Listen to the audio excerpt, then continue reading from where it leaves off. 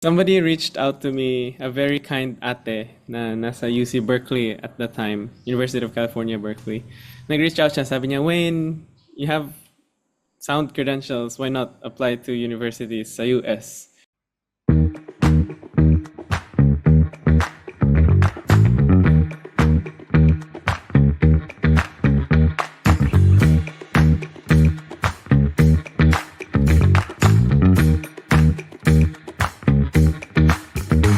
Nathan Wayne Ariston. We're here with Mr. Tama ba? Nathan Wayne Apa. Ariston. So thank you very much for granting this interview with Business Mirror. Exclusive interview ba to? Dili ganun. My pleasure po, my pleasure. Okay. So, congratulations, Cum Laude, Yale University. Tama ba tong nabasa ko sa Pisay Apa, Facebook page? apa. Congratulations. Oo. So tell me about your journey. Anong journey ng isang Filipino uh, student sa Yale and cum laude at that? Double degree, right? What's your degree? Intensive math and intensive physics po. Wow. Yung name yung Okay, name leave the room na ako kasi hindi ko naintindihan yan. Ay, Chat room bigla. fancy sounding lang. Oo. Sige, tell me about your journey. How did it all started? Oo. Sige po. So, nagsimula pa yung lahat yung applications, of course. I mean, I guess before pa nun, cause yung what comes into an application, of course, matters. Pero yung application talaga yung official beginning, let's say. Somebody reached out to me, a very kind ate na nasa UC Berkeley at the time, University of California, Berkeley. Nag-reach out siya, sabi niya, Wayne, you have sound credentials, why not apply to universities sa US? Because I had no idea na it could be a thing, right? You know, because there's this very kind person, si Ate Karen, na nag-reach out to me. Tapos, she also helped me, and then I also consulted a bunch of other people. And then, by some strike of luck, I got into Yale and a few other colleges. Pero I was like, oh, Yale, merong financial aid ang Yale automatic actually. So full diretso. Once they get you, automatic po siya. Full Apo. talaga. Oh my God. Okay. So that includes your accommodation and Apo. Pati flights home actually. oh my goodness. Okay. That was what year? What year? 2021 po. COVID. COVID. COVID year. Apo. Okay. Yeah. Okay. At that time, Pisay, Mindanao. Ano ka? Apo. Northern Mindanao. Central Mindanao Campus yung name. Apo, CMC. Okay. Yeah, oo. Konti lang nakakaalam na may Pisay pala sa Mindanao. Ano? Opo. Ngayon madami na pong campus ngayon actually. Pero I'm actually ngayon bahay namin dito sa Maguindanao po, sa BARMM. So walang Pisay campus sa region po namin. Kami lang yung region na walang Pisay campus. So I had to go sa CMC, which is like 6 hours away from home nung high school. Apo. Oo. So I read na you're also from the indigenous group. Apa. So, well, yeah, yung grandfather ko po is Tiduray, which is indigenous dito po sa amin, sa UP, Maguindanao specifically.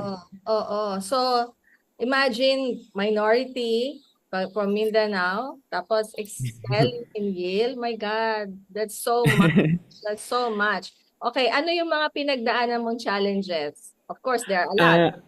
Apo, well, ay sa Yale po mismo or while I'm here? Well, yeah, okay. Let's start with your childhood and then sige, and then Ay, well, sa yung while I'm here po, siguro, or specifically sa Pisay. Sa Pisay kasi malayo. Yun yung pinaka anong challenge for me. Kasi iwalay ako sa parents ko when I was 12.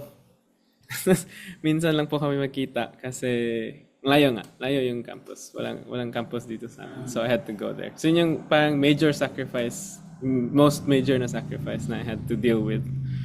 Tapos, kung dito naman po sa bahay early namin... adulting ka, 12. Opo. Kaya nga po, Ang nung maglaba pumunta... on your own, ganun ba yun? Magluto on Opo. Ay, sa Pisay naman po, may canteen, ganun. So, Mm. parang, ano lang siya. Pumunta lang kami sa canteen, tapos So, doon kami full kakain. scholarship Pero ka yung, sa Pisay, tama, no? apa. Yung, yung full scholar na title sa Pisay din po. Mm. Ah, tas, nung, yeah, so maaga akong nag-adulting. So, nung pumunta ako sa college, parang, it's just the same. Ganun, malayo lang din. Iba lang yung time zone, ganun. Oo, social lang ng konti. Iba lang po yung time zone. Yun. Ah, Okay. So, tapos po, nakatulong ay, yung K to 12 na 12, yung 12 oh years yeah, definitely po. kasi you Definitely. don't have 100%. to Yeah. spend transition Apo. to go to Yale, Apo. tama. Apo. Yun, yung parang adaptable siya sa system, sa educational system nila doon sa US. And any international, ano po actually. Right. Since adaptable yung K to 12, parang, kasi if I'm not mistaken, yung mga people na nag-abroad before K to 12, I think they had to go through a year or two of extra studies din as a requirement. Kasi nga, walang K to 12 sa atin. I think, if I'm not Kasi mistaken. kulang yung hours na learning, di ba? Oo. Apa. So, Oo. ngayon, diretso na. Like, the same thing. Yeah. So, you went to Yale, okay naman, hindi naman problema na Ah, critic ka rin, di hindi, ba? Kasi ang mga kano yan, no? opo, well, sa Yale po, I'd say, uh, intellectual-wise, or academic-wise, let's say, uh, syempre, yung mga matatalino sa world nandun sa Yale and other institutions sa US, di ba? But then I'd say coming from Pisay, it's not too much of a leap, let's say. Sure. Ang Okay. yabang pakinggan. Ang But galing. but Okay. like sinasabi ko sa mga instructors ko sa Pisay na, "Sir, ma'am, siguro kung kalahati ng batch ko sa CMC pupunta sa Yale, kayang-kaya yung ano, kayang-kaya, like no question, like kayang-kaya yung curriculum. Kung yung academics lang talaga, kayang-kaya." Okay. Academic-wise. Opo. Yung sa akin actually yung pinakamahirap na challenge, yung ano, yung pakikipaghalubilo sa people kasi sa Yale nandun yung top 1% ng mga ng wealth ng yung United States, di ba? So I think more than half Kasi of mga the anak ng students. mga tech Opo. giants siguro, no? Opo. Yeah, nakikita mo lang sila doon. So for me yung adjustment na alam mo, yung kasama mo parang hindi kayo makaka-relate kasi iba yung iba yung level ng mga gastuhin Conversation. nila. Opo. So, but then eventually I found my way. Like nahanap ko yung mga kasama kong mga full scholar lang din. So Opo. you May found your term sila. tribe among the less Opo. privileged. Oo, ganun ba yun? Opo. You'll find your crowd. Parang ganun po. Tapos sa physics din, marami din naman kaming hindi masyadong ano doon. So, yeah, sa first year lang medyo parang yun yung pinakamalaking culture shock for me, Oo. Uh, Oo. Nice, nice. And then, ano tong cum laude ka? Paano naman yun? Paano mo nagawa yun? oh well sa Yale po. I don't know if familiar po kayo pero sa institutions, sa higher institutions sa US po, may tinatawag na grade inflation. So, kung familiar ka siguro sa college dito sa Pilipinas, yung mga teacher na nagbabagsak kasi di sila naniniwala na may magagaling tayong students, di ba? May mga ganun minsan. Doon naman sa US, parang kabaliktaran, parang nire-raise nila yung grades ng students. Almost intentionally, sometimes actually. So, yung What's basehan the po ng quality? Ayan, okay. Right, right. What's yung the basehan po quality? ng Latin honors, hindi siya grade cut off sa doon sa at least sa Yale. I think ganun din sa other institutions. Sa Yale hindi siya grade cut off kasi kung ano ba yung cum laude sa Philippines? Kung 4 point na ano, siguro 3.50 na grade cum laude na yun. Sa Yale kung yun yung cut off, cum laude kaming lahat. Yun yung cut off. Okay. Opo. All right. So yung ano po, yung basehan is top 5% ng graduating class, summa cum laude. Karamihan sa kanila perfect 4.0. Ganun. Ganun po yung ano. I think yung cut-off ng summa cum laude sa year namin is 3.99.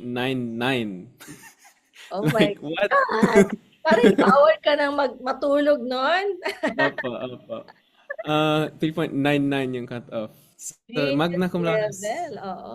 opo, sa magna cum laude 3.95. So 3.95 yung magna cum Oh my laude. goodness. Sa cum laude naman po 3.90 yung GPA, Oh, yung cut off. I think sa yung cum laude top 15% or I'm not sure. Nasa website, I can send you the website. Meron silang list po dun sa website nila. okay.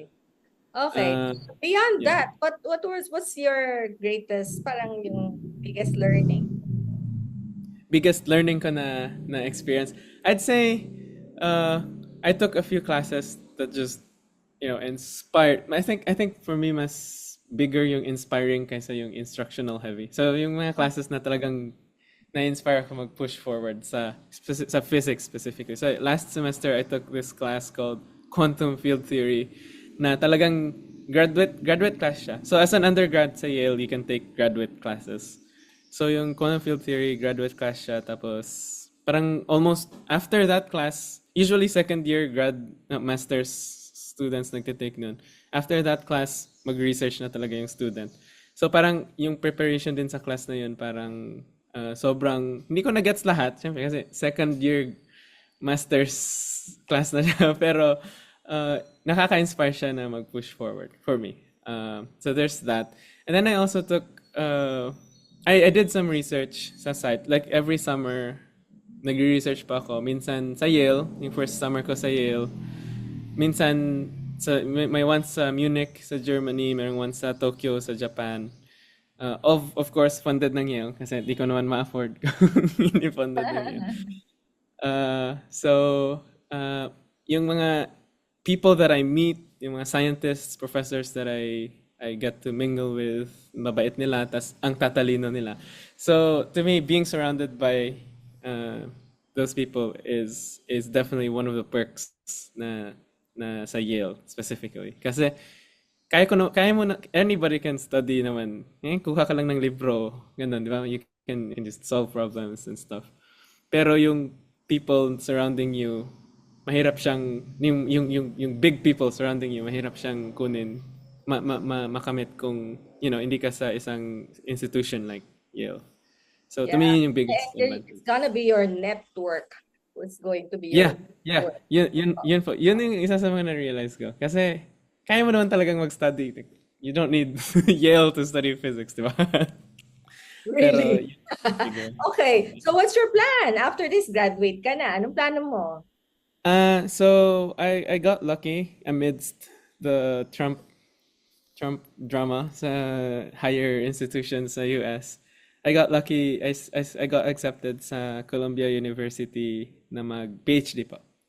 PhD Wow, study. congratulations! Apa, Talaga? thank you pa. Apa.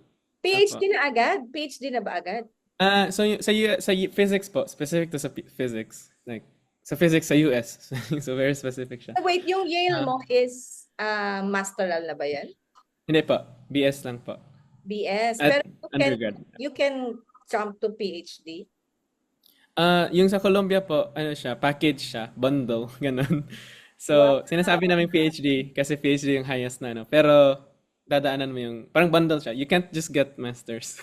So, ibibigay nila yung master's degree sabay sa PhD degree after 5 years pa. What? Oh my God. Pa. Galing. Ganun yung packaging nila sa physics. Very specific sa Okay, so physics. when are you starting? Sa August pa. August 20 something. Last week of August. Yung semester Here. September. This year agad. Apa. So, nagbabakasyon talaga ako ngayon kasi mahirap na daw yung PhD. They just announced yesterday that they're gonna lift the ban on student visas, right? So, may Apa. student visa ka naman ba or are you gonna apply again? Need ko pa technically, actually, meron valid pa yung visa ko from Yale Okay. until 2026 pa yun. And Okay. legally, I can still use it. I can still use that visa. Pero kumukuha pa ako ng bagong visa po ngayon. Actually, pupunta ako Manila 2 weeks from now, mag-interview dun sa embassy. Oo, oo. Sige. Uh, Tips mo sa mga for mag-apply for student visas. Or I mean, wait. let's start first with anong tips mo sa mga mag-apply ng scholarship sa abroad? Okay. Especially in the Ivy League like Yale. Apa. So, I'm not sure kung applicable pa rin ang lahat ng to. I'm not sure if meron pa rin yung prestige ng mga Ivy League sa US specifically because of all that's happening sa parang brain drain konti yung US sa mga pinanggagawa nila ngayon. So I'm not sure if meron pa rin yung like same pa rin yung standards. Kasi alam ko nag-a-adjust yung universities kasi nawawalan sila ng funding. I'm not sure kung mag-o-offer pa rin sila ng full scholarship that much willingly. Pero yung biggest ko na masabi siguro is, well, you have to start somewhere. So, and that somewhere you have to start with is believing in yourself. That's one thing.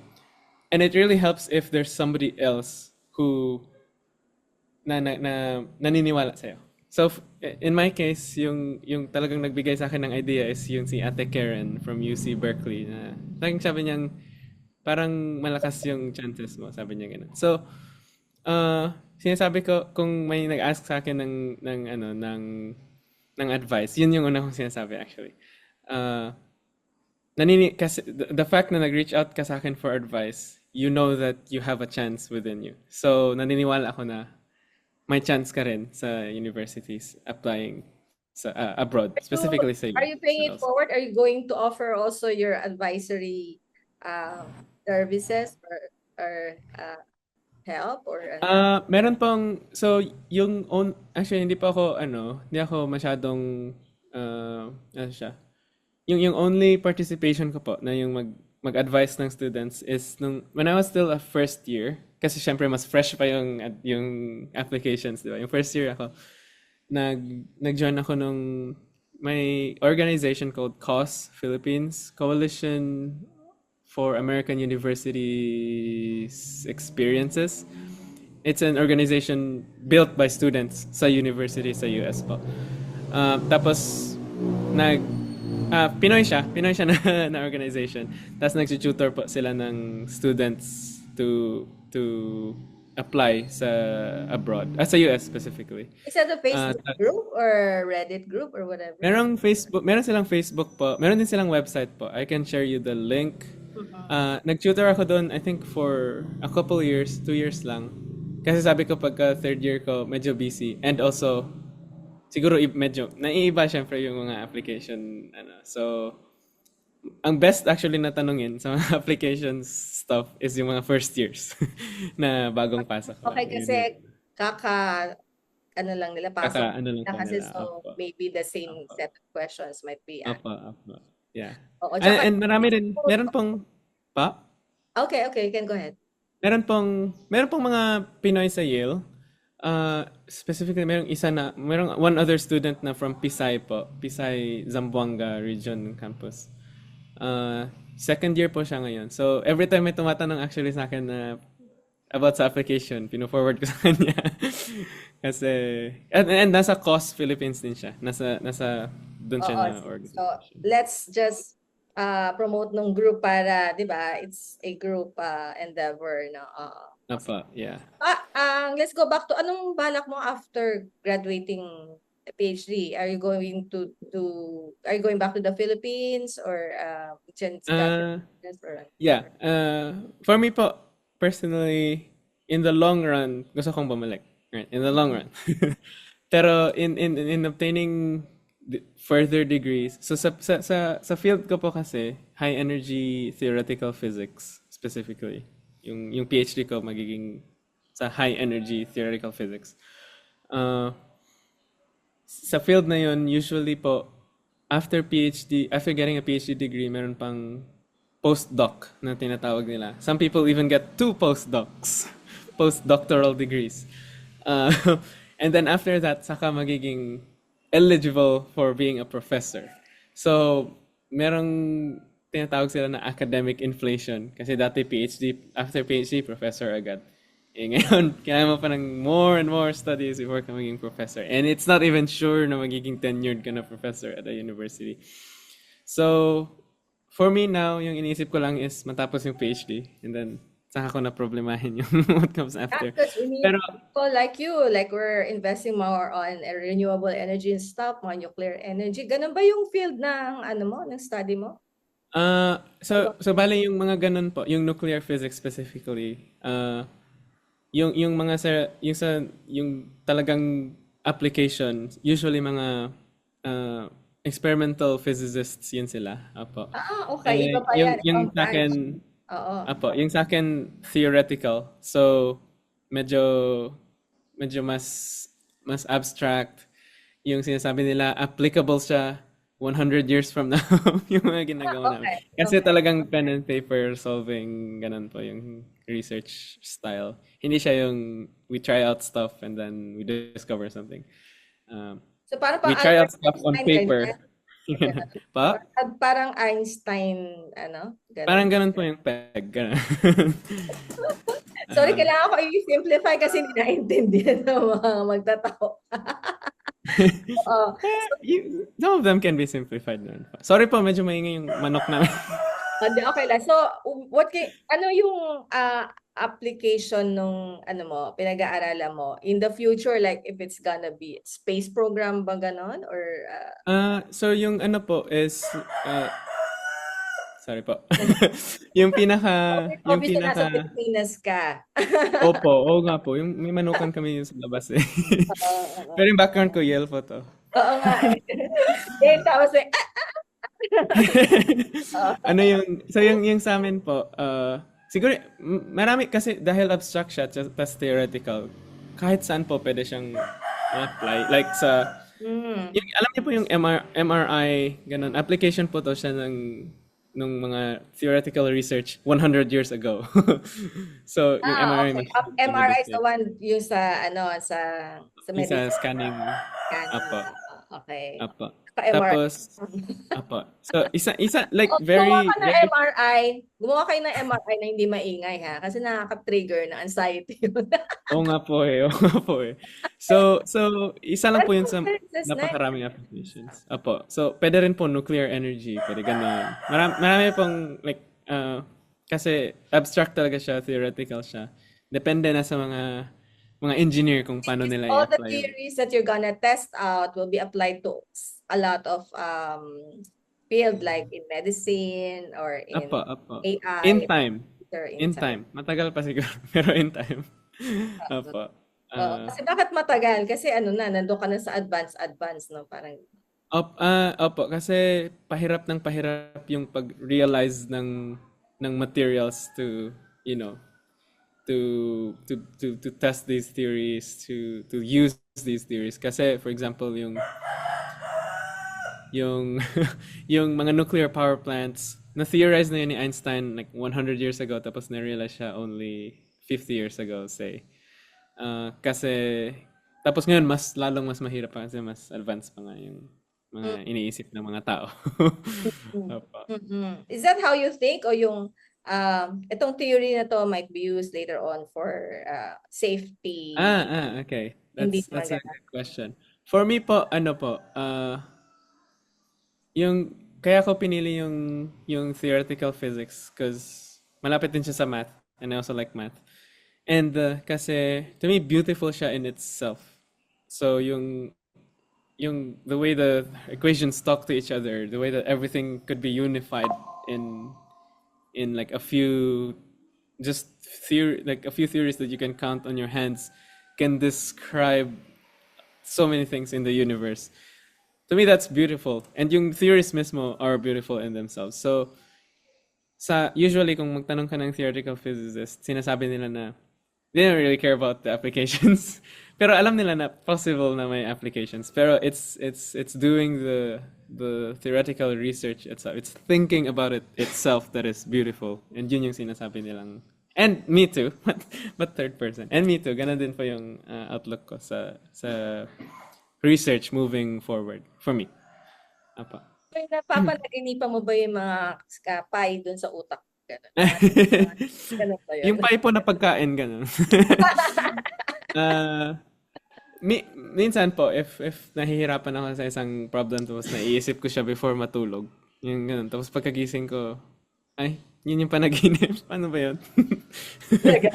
Ganon, may ganon. Umaabot ka na. Pero ngayon po, vacation po ngayon. Vacation mode. So, pahinga. Okay, sige. Thank you very much for taking your time and sharing your insight. Thanks po for